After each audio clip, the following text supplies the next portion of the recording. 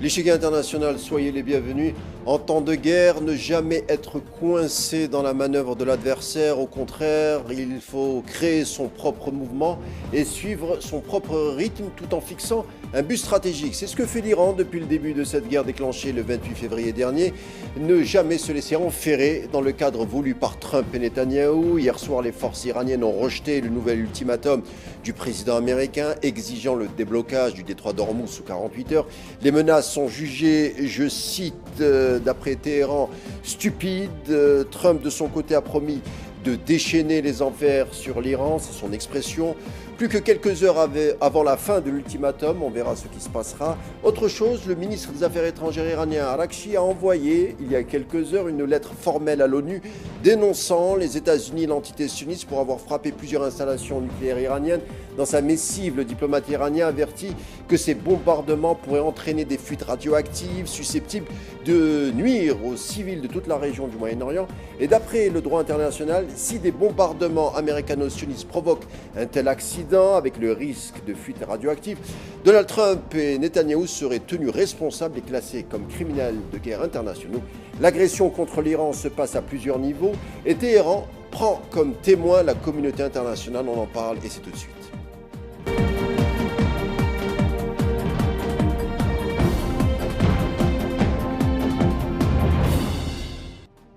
On va évoquer naturellement l'actualité iranienne à propos de cette guerre, mais aussi on va parler de l'Iran qui a intérêt finalement de voir l'Iran disparaître tout bonnement. Et les Iraniens ont compris ce qui était en jeu, c'est-à-dire tout simplement leur existence en tant que peuple, en tant qu'histoire, en tant que civilisation, identité, culture, même au niveau de l'art, bien entendu, avec les palais d'Isfahan qui ont été visés, pour ne citer que.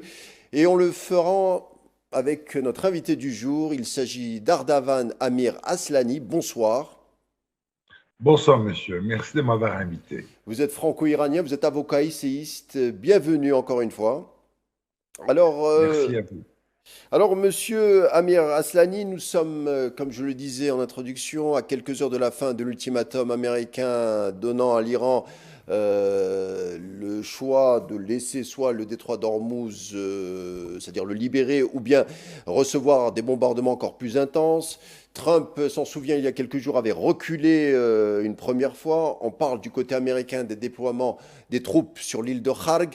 Nous serions à quelques heures, donc selon Trump, d'une énième escalade.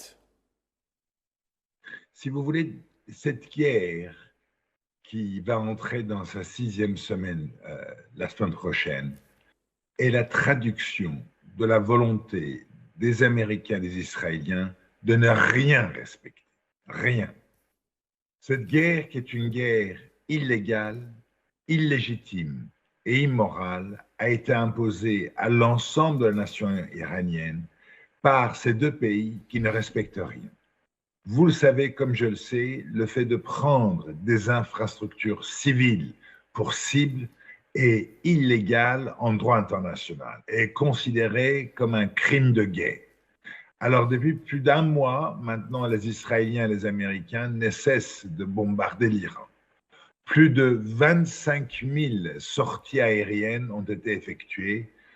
Tous ces avions américains et israéliens décollent au départ des bases des pétromonarchies arabes dans le Golfe Persique, qui ont mis leurs bases à la disposition des Américains et des Israéliens.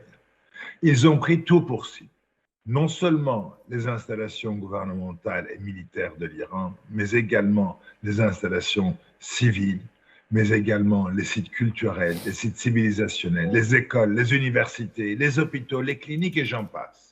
Le premier jour de la guerre, ils ont pris pour cible dans la ville de Minab, au sud de l'Iran, une école de jeunes filles, où 170 jeunes filles de 7 à 12 ans ont été assassinées, purement simplement par des missiles Tomahawk américains.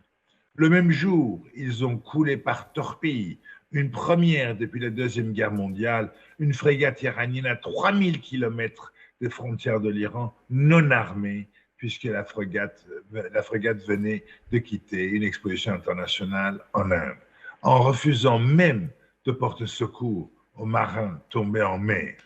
Donc, de la part de ces deux pays qui ont démontré l'absence totale de toute forme d'humanité chez eux, je m'attends à tout.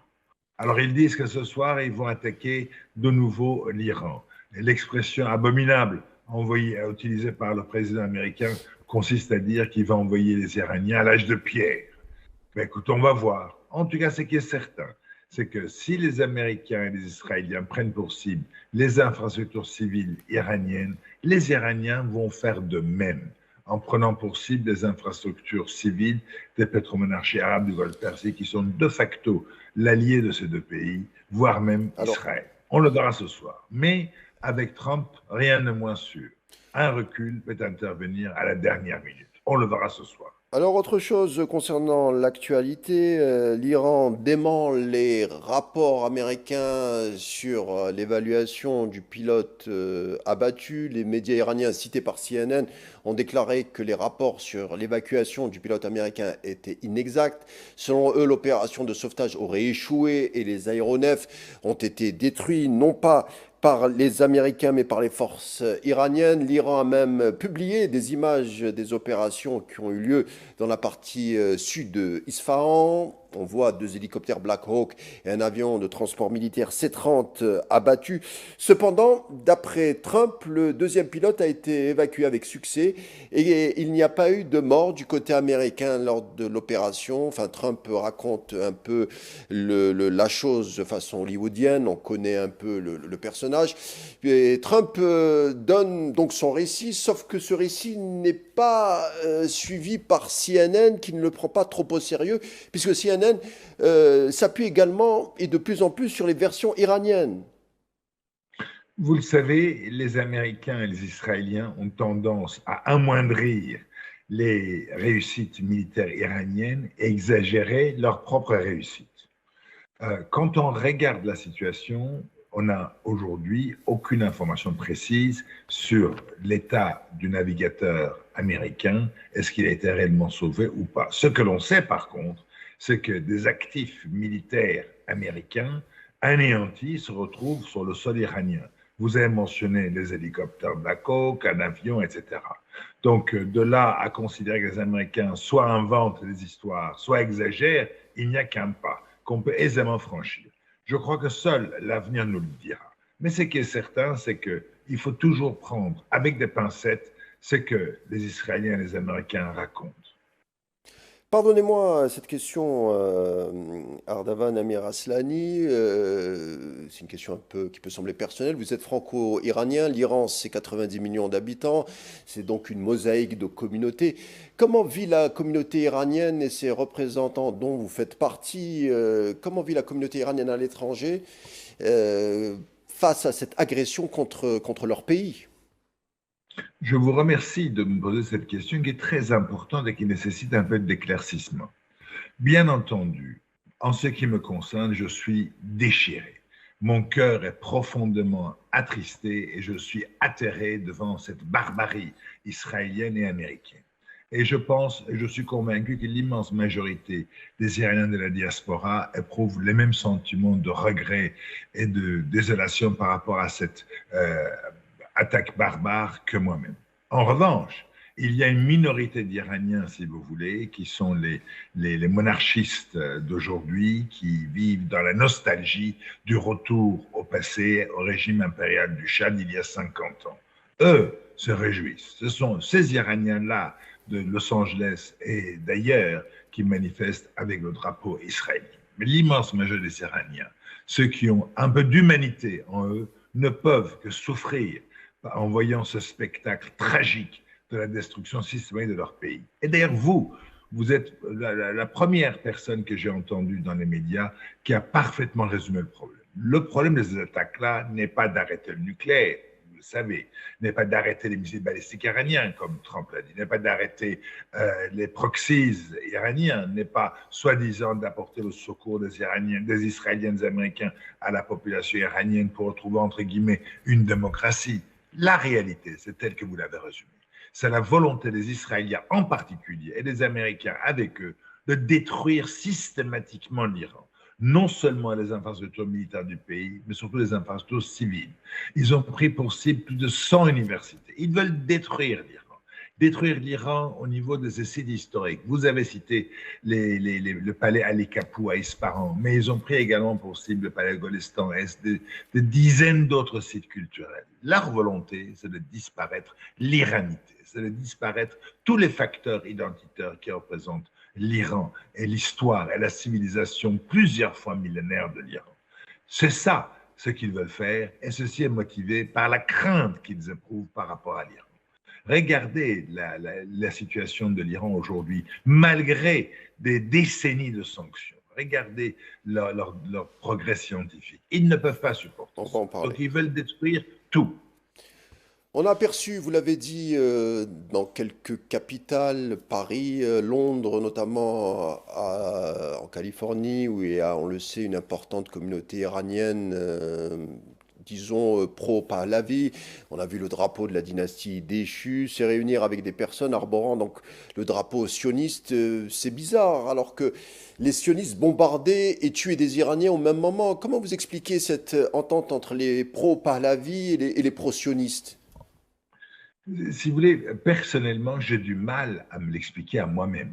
Moi, je pense, si vous voulez, que c'est nostalgique du passé ou des opposants du régime qui ont pour priorité de pouvoir ramener le régime d'il y a 50 ans au pouvoir en Iran pour pouvoir peut-être récupérer ce qu'ils n'ont pas pu récupérer au moment de leur départ ou pour, par revanche et par vengeance, voir le pouvoir iranien aujourd'hui en place anéanti. Il n'y a aucune explication rationnelle.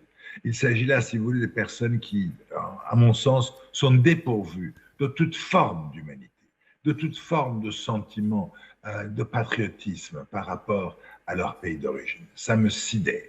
Et surtout, venant de vous, un ressortissant d'un pays comme l'Algérie, où vos propres nationaux se sont sacrifiés pour retrouver leur indépendance et leur fierté nationale, coûte que coûte, au prix d'immenses sacrifices. Je sais que pour vous aussi, c'est absolument incompréhensible, comme ça l'est pour moi. Monsieur Amir Aslani, je voulais vous inviter, j'ai insisté pour vous inviter parce que vous êtes à la fois une voix critique de la politique de la République islamique d'Iran et vous dénoncez en même temps les bombardements contre l'Iran. Depuis le début, on a présenté un peu les courants iraniens de manière un peu binaire. Vous, vous êtes un peu une troisième voie, si je puis dire. C'est pour ça que je voulais un peu discuter avec vous. Franchement, ça fait plaisir que vous ayez si bien identifié la position. Exactement. Je suis très critique à l'égard du pouvoir en place en Iran. En même temps, je suis fondamentalement opposé par rapport au bombardement israélo-américain. Moi, si je devais me définir, monsieur, je dirais que je suis un libéral, républicain, laïque et démocrate. Comme l'a été la tendance du docteur Mossadegh en 1953, Premier ministre iranien démocratiquement élu, qui a été renversé déjà en 1953 dans le cadre d'un coup d'État organisé, financé et fomenté par les Américains. La CIA avec l'opération Ajax. Monsieur Amir Aslani, comment vous jugez justement le traitement médiatique en France au sujet de l'agression contre l'Iran, présente l'Iran comme étant une théocratie, admettons, mais on a aussi vu ces derniers jours des prières collectives à la Maison-Blanche avec au milieu Trump qui fermait les yeux et qui était en pleine méditation, on va dire les choses comme ça. On peut évoquer également les propos de la conseillère spirituelle de Trump, la fameuse Paula White Cain, qui comparait le destin politique de Trump au chemin de croix du Christ. Les proches de Trump également évoquent ces dernières heures la Bible pour justifier la guerre contre l'Iran. Les médias français également ne parlent pas d'une autre théocratie, à savoir l'entité sioniste qui considère la Bible comme un cadastre. C'est très peu présenté, tous ces arguments dans les médias français.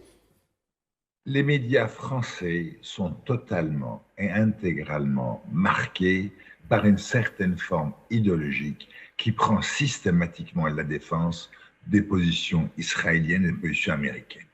Déjà en parlant de théocratie, ils oublient qu'Israël est une théocratie, probablement la seule véritable théocratie au monde, puisque c'est le pays qui se considère comme étant le pays de tous les juifs de la planète entière, alors qu'aucun pays musulman ne se considère comme étant la destinée de tous les musulmans de la terre. L'Amérique, Trump est arrivé au pouvoir avec le soutien de ces évangélistes sionistes fanatiques qui sont profondément marqués par le fait religieux dans leur choix politique. Ou l'Arabie saoudite, si vous voulez, qui est également l'alliance entre une version radicale de l'islam, le wahhabisme, et la famille Al-Saoud. Donc, ce n'est pas les théocraties qui manquent. Je dirais que les théocraties sont autrement plus agressives chez ceux qui aujourd'hui mènent la guerre à l'Iran qu'en Iran. Et aujourd'hui, malheureusement, en France, ces médias-là n'invitent que des personnes, si vous voulez, qui adhèrent à cette idéologie, que des personnes, si vous voulez, qui en aucun cas ne contestent la position guerrière d'Israël et des États-Unis et qui sont totalement inféodés à cette pensée. Je dirais aujourd'hui qu'en fait, il faut venir sur votre chaîne et en Algérie pour pouvoir s'exprimer librement sur cette guerre. Vous êtes en tout cas le bienvenu. Alors, on dit Merci. dans les médias français, donc on utilise souvent l'expression, pour parler de l'Iran, la République des mollahs, qui, je pense, est un peu inadéquate, si je puis me permettre, hein. Je parle sous votre autorité, parce que quand on dit mollah, on a l'impression qu'on a affaire à des illuminés qui passent leur temps dans des formes de méditation, avec des ordalis. Mais on a vu qu'avec cette guerre, que ce n'était pas le cas. Déjà, l'Iran, c'est 47 ans de blocus, 47 ans d'isolement, donc 47 ans à passer à se débrouiller seul, c'est-à-dire à recouvrer une forme d'autonomie. Et encore sur ces fameux mollahs, je veux dire, on a rarement vu des mollahs passer une large partie de leur vie à étudier Aristote, Kant, Heidegger, Marx, Victor Hugo, l'existentialisme sartrien qui est d'essence athée, on le rappelle, des hommes qui ont étudié aussi en silence, sans rien dire, pendant des années en respectant le droit international, malgré l'injustice. Et surtout, ce sont des gens, on l'a vu, hein, qui ont une vision sur le long terme. C'est pour ça que l'expression République de Mollahs est très réductrice, et encore, c'est peu de le dire. Bien sûr, si vous voulez, le simple fait d'appeler l'Iran le régime de Mollah, si vous voulez, est une façon réductrice de voir l'Iran et c'est déjà un jugement de valeur. Parce que Mollah, ne serait-ce qu'en Iran, fait des références à un personnage rocambolesque qui s'appelait Mollah Nasr al-Din, qui était connu, si vous voulez, par sa vision arriérée de la vie.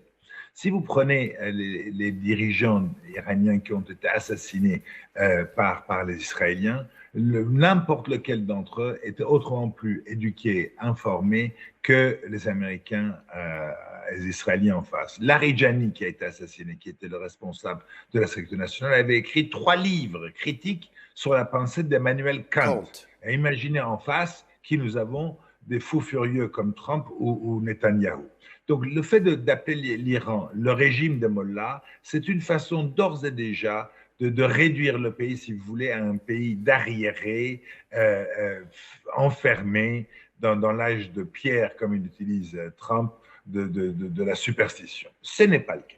De toute façon, vous le voyez, comme vous l'avez rappelé, l'Iran, un pays qui est sous les sanctions depuis presque 50 ans, de manière ininterrompue, avec 8 années de guerre menées à l'encontre de ce pays par Saddam, soutenu par l'Amérique et la France en particulier, des décennies de sanctions, etc., d'ostracisme. Malgré ça, l'Iran est capable tout seul de se défendre, si vous voulez, face à cette guerre d'agression abominable des Israéliens et des Américains. Tout seul, sans l'aide de personne, à un prix très élevé, mais le pays est debout.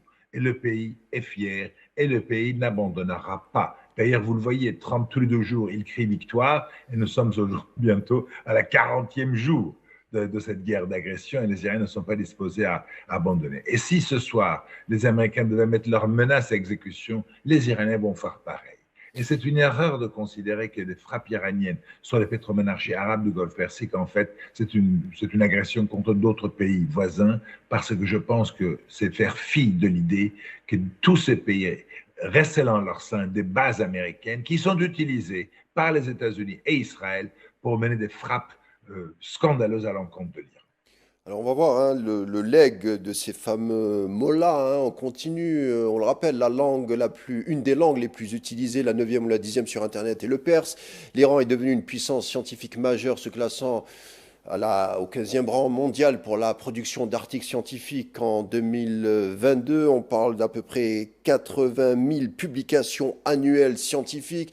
La recherche iranienne est particulièrement dynamique en ingénierie, en chimie, en médecine, en physique, soutenue par de nombreux parcs technologiques, des grands pôles universitaires pullulent en Iran. Et est-ce qu'au fond, ce n'est pas ça la vraie menace qui suscite l'inquiétude du côté de Tel Aviv surtout? C'est-à-dire que pour prétendre au progrès scientifique, il faudrait demander la permission à l'Occident.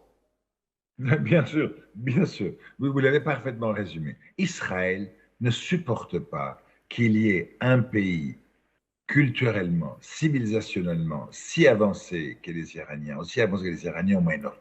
C'est d'ailleurs la présence de l'Iran qui fait obstacle à la stratégie hégémonique d'Israël sur tout le Moyen-Orient. Israël a envie que tous les pays qui l'entourent soient des pays, si vous voulez, divisés, des pays marqués par le conflit interne, des conflits religieux, des conflits ethniques, comme c'est le cas en Syrie, comme c'est le cas au Liban, de manière à ce qu'ils puissent tous les jours faire ce qu'ils veulent, partir bombarder qui ils veulent, où ils veulent, quand ils veulent, sans que les pays en question ne puissent réagir. C'est ce qu'ils espèrent en Iran. Si vous voulez, d'ailleurs, les Américains l'ont dit dès le début, en appelant par exemple la population minoritaire kurde en Iran de se révolter sous la couverture militaire et aérienne américaine pour pousser l'Iran vers la guerre civile et vers les conflits sectaires. Et effectivement, la crainte d'Israël, c'est que l'Iran, en tant qu'entité unique, éduquée, sachant, puissant, puisse continuer dans le temps et empêcher ce pays, avec son allié américain, de déployer sa volonté d'hégémonie dans la région. C'est exactement ça. D'ailleurs, on le voit, Israël, qui est censé être un pays qui dispose des services secrets les plus puissants, n'a pas réussi à arrêter ne serait-ce qu'un seul jour le lancement des missiles balistiques iraniens sur son sol, et des missiles balistiques qui deviennent de plus en plus efficaces et qui sont de plus en plus modernes, et que les trois systèmes antiaériens israéliens n'arrivent pas à arrêter. Donc ça fait peur à Israël. C'est le niveau scientifique du pays. C'est la volonté des Iraniens de vivre dans l'indépendance et dans une souveraineté reconnue internationalement qui les rend hors d'eux et qui explique leur violence telle qu'on le voit aujourd'hui. D'ailleurs, eux, ils n'attendent qu'une seule chose, détruire les infrastructures énergétiques iraniennes, les installations pétrolières iraniennes, pour empêcher l'émergence de la renaissance iranienne, comme vous l'avez qualifié à juste titre. Vous avez parfaitement raison et j'adore ce que vous venez de dire. Pour finir, Ardavan Amir Aslani, l'Iran demain, ça ressemblerait à quoi ou ça sera quoi une fois que cette guerre se conclura? On l'espère très rapidement. Votre sentiment? En tout cas, le nationalisme iranien ne s'est jamais mieux porté. On devrait dire merci à Netanyahou et à Trump. Je dirais effectivement, je pense que ces deux pays quasiment sataniques aujourd'hui n'ont pas compris que quand on prend un pays pour cible, dans sa totalité, dans sa culture, dans son histoire, dans sa civilisation, dans son être, dans la dignité de leur peuple. Trump a quand même qualifié l'Iran d'un pays qui va envoyer à l'âge de pierre, là où il mérite d'être, en parlant des Iraniens, en insultant le peuple iranien. Si vous voulez, aujourd'hui, le pouvoir iranien est beaucoup plus fort qu'il ne l'a été avant la guerre. Et il y aura le jour d'après. Et le pouvoir iranien, si l'Iran, c'est ce que j'espère de tout mon cœur, arrive à tenir, et que ce pays, face à la plus forte armée du monde, la plus puissante armée du monde, les États-Unis, face à la plus forte armée de la région Israël, seul contre tous, arrive à tenir, l'Iran de demain sera une superpuissance régionale. Et effectivement, les Iraniens sont nationalistes. Et moi, je le dis toujours, l'iranité l'emporte sur des allégeances communautaires ou religieuses locales. Et que tout le peuple iranien aujourd'hui est derrière le gouvernement du pays qui essaye de protéger la souveraineté nationale. Bien entendu, il y a des oppositions à gauche et à droite, c'est incontestable. Mais quand la patrie est en danger, les Iraniens se réunissent et font primer l'iranité par rapport à leurs dissensions internes. J'espère que l'Iran ne mettra pas un genou à terre. On l'espère également de là où nous nous trouvons, c'est-à-dire à Alger. Merci Ardavan Amir Aslani, avocat et Merci franco-marocain, franco-iranien. Merci d'avoir été des nôtres et je vous dis à bientôt. Merci infiniment. Au revoir, monsieur. Merci beaucoup. L'échiquier international se conclura ici. Merci de nous avoir prêté attention. Je vous laisse avec la suite des programmes sur Al24 News et je vous dis à demain.